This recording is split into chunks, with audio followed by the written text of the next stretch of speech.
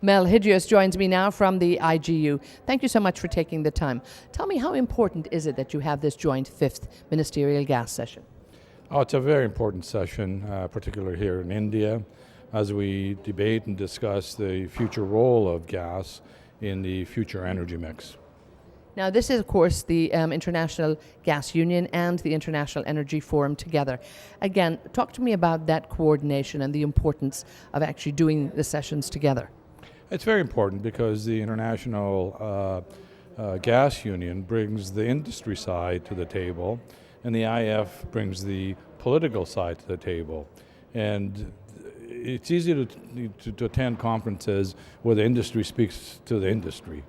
And we like those conferences. We all agree and we all shake our heads, and we all feel sorry for each other at times as well. But this is a bit of a different forum because this truly brings the political side, the thought leaders, the policymakers to have a robust discussion about natural gas with the industry side. And that's very, very important to have these forums. Now, there was much open and frank discussion that went on with the ministers, with the experts in the various sessions too.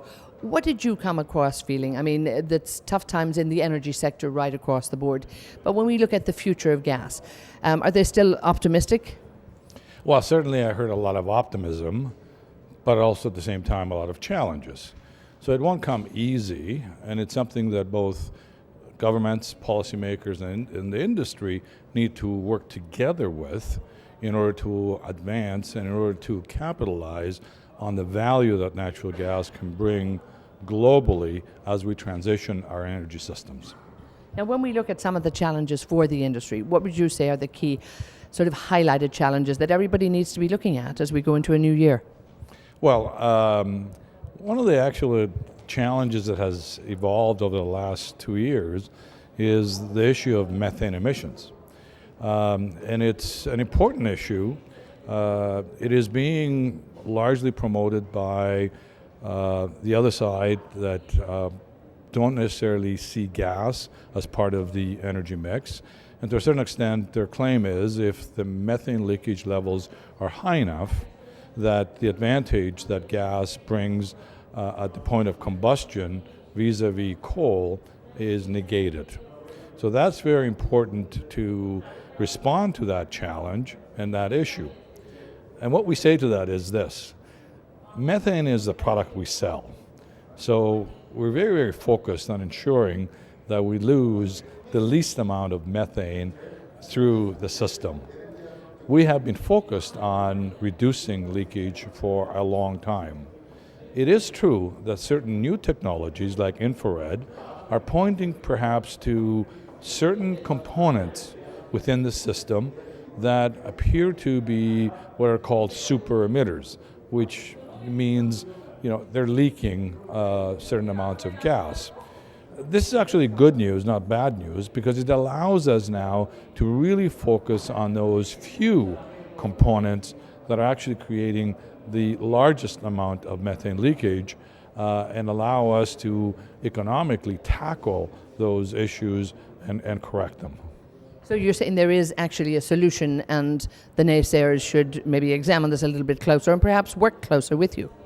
Well, I think first of all, the issue of methane emissions within the oil and gas industry needs to be properly contextualized. And right now, we feel that it's not properly contextualized. When you look at anthropogenic emissions, these are the methane emissions that are man-made. The vast majority of those actually come from the agricultural sector, not the oil and gas sector. So the oil and gas sector represents probably in the 15 to 25% of the methane emissions. But when you look at landfills, when you look at water and sewage treatment plants, and when you look at agriculture, those are the largest emitters of methane, not the oil and gas industry. Having said that, it's important that we focus on the issue, though. So I don't want to state that I don't want to minimize the issue because of that. But properly contextualizing is important. When we look at gas pricing, again, this is something that always becomes a concern for people. You know, we've got a global oil price. Do you ever think that, are we getting any closer to having a global gas price, or do we need it? Yeah, well, certainly as we evolve the industry, it is still a very regionally based industry. We truly need to move to a much more global market, and LNG is really the solution to that. And the tremendous growth that we've seen in LNG coming into the market, and as we see them over the next 4 or 5 years, tremendous amount of LNG that's ready to come into the market will certainly help move the market to a much more global marketplace, and hopefully with a global price. So when we look to the future in terms of gas, you hopeful, I would imagine, with the International Gas Union, that gas should become the fuel of choice. Are we seeing that a lot in various areas and in various sectors and industries around the world?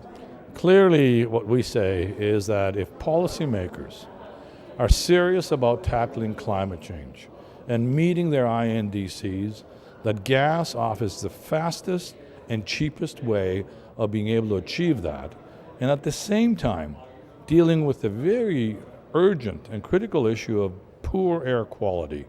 The megacities of this world are suffering from very significant air pollution.